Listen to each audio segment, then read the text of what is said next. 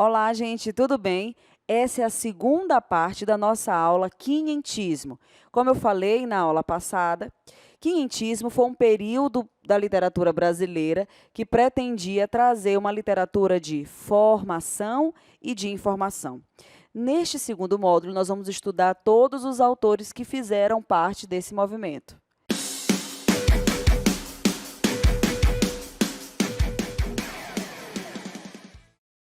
Muito bem, nesse segundo módulo nós vamos falar sobre os autores do quinhentismo.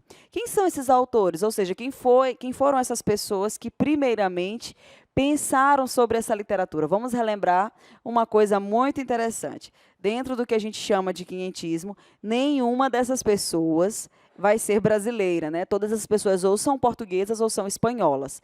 E, gente, uma coisa que é muito interessante é que Pero Vaz de Caminha não era português. A gente pensa que quando ele veio para cá para escrever a carta de descobrimento, que ele é um português. Na verdade, é um serviço contratado. Ele é da Espanha, ele não é português. E aí, Pero Vaz de Caminha é o grande representante desse período. Por quê? Ele escreveu a carta de descobrimento, aquela famosa carta que a gente sabe que também no Enem vai ser chamado de, já caiu dessa forma, tá? Ou carta de descobrimento ou carta de achamento, que é a mesma coisa. É uma carta, um documento, um gênero, né? Quando a gente estuda a palavrinha carta, a gente entende que isso é um gênero textual. O que o Enem adora fazer? O Enem gosta de misturar literatura com outros aspectos do texto. Então, a carta ela é considerada um gênero textual descritivo. O que é um gênero textual descritivo? Ela pretende apenas enumerar as características. E no caso de Pero Vaz de Caminha, ele era contratado para fazer uma análise documental, uma análise realista. A gente não vai ver aqui uma linguagem muito elaborada, uma linguagem cheia de recursos expressivos, como as figuras de linguagem. O grande objetivo de Pero Vaz de Caminha dentro da carta de achamento era um objetivo simplesmente documental, com uma linguagem objetiva mostrando todas as belezas da Terra. E mesmo que a carta ela tenha algumas palavras que sejam bonitas, algumas palavras que sejam mais sofisticadas, mas, na verdade, Pero Vaz de Caminha, ele estava impressionado com essa nova terra. Então, é por isso que ele escreve uma carta para o rei de Portugal, explicando tudo o que está acontecendo aqui, né? E vocês sabem que essas cartas demoravam muito tempo a chegar, porque não tinha internet, nós não tínhamos outros meios de transporte, então as cartas iam pelo meio marítimo, né? E aí a gente também encontra uma outra figura dentro desse período, que vai ser chamado de Padre José de Anchieta. Na verdade, não é só o quinhentismo que vai trazer as figuras religiosas. No quinhentismo, a gente vai ter o Padre José de Anchieta, mas no Barroco a gente também vai ver um padre famosíssimo, que ele ficou responsável pelos sermões, que ele vai ser chamado de Padre Antônio Vieira. O Padre José de Anchieta era um padre responsável pela Companhia de Jesus, que era uma corporação de padres que pretendiam converter, catequizar os índios. Quando os portugueses vieram encontrar os costumes indígenas, eles acreditavam que todos esses costumes eram costumes incorretos, porque o que comandava a religião portuguesa era a Igreja Católica. E a gente está falando de 1500, de século XVI. Esse século, a Igreja ainda exerce um grande poder sobre a população, um grande poder sobre as pessoas. A Igreja era uma instituição também política, ela não era só uma instituição religiosa. Mas politicamente e economicamente, ela detinha muitos poderes.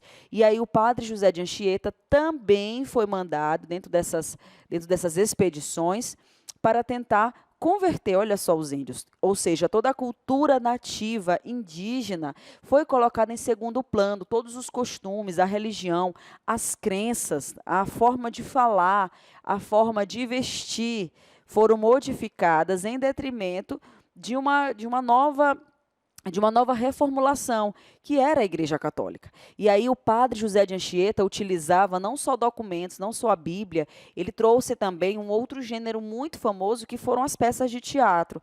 Ele achava que as peças de teatro, por exemplo, eram mais lúdicas, então, através de histórias da Bíblia, ele utilizava aí peças de teatro e pedia que os índios encenassem isso. Tudo isso numa tentativa de mostrar a religião, de mostrar os preceitos bíblicos. Só que esse movimento, por mais benéfico e por mais religioso que pudesse ser, na verdade se tratava de um aspecto econômico, de exploração. A gente também vai ver o Manuel de Nóbrega, que também fazia parte da Igreja Católica, e a gente vai ver também um nome que quase não aparece nos nossos livros, mas que pode aí de vez em quando cair nas questões do Enem, que é Pedro de Magalhães Gândavo. Na verdade, a função de Pedro de Magalhães Gândavo era uma função extremamente crônica. E eu já falei para vocês que a gente vai ver 2 gêneros aqui. Nós vamos ver a carta, mas a gente também vai ver as crônicas. E as crônicas aqui, ou os que a gente chama de relatos de viagem, são textos que pretendem aí mostrar o cotidiano de toda a viagem, de tudo aquilo que estava acontecendo dentro do Brasil. Então, Pedro de Magalhães Gândavo, Manuel da Nóbrega, Padre José de Anchieta e Pero Vaz de Caminha foram autores que, como eu já falei, não foram brasileiros, não são brasileiros de jeito nenhum, e aí eles ficaram responsáveis por essa informação, por esse descritivismo, por esse ensinamento e também pelo processo de aculturação da população indígena. E aí eu me lembro muito bem, já caiu no Enem, um trecho de uma música de Legião Urbana dizendo que a música, o nome é titulada a música Índios, né? E aí o texto diz que eles nos deram espelhos, que mostra aquele escambo entre portugueses e índios, e os índios viram um mundo doente, ou seja, tudo aquilo que os índios tinham vivido, tudo aquilo que os índios tinham de costumes, foram facilmente sendo trocados pela religião católica. E o melhor ou o pior de tudo que está acontecendo dentro desse período, tudo isso que estava acontecendo era mais para exploração econômica do que para qualquer outra coisa. E a gente sabe que essa exploração econômica vai durar por muito tempo com os indígenas e depois essa exploração vai continuar com o tráfico negreiro, que vai acontecer anos depois e que a literatura brasileira também vai falar. Tudo bem? Tchau, tchau e até a próxima.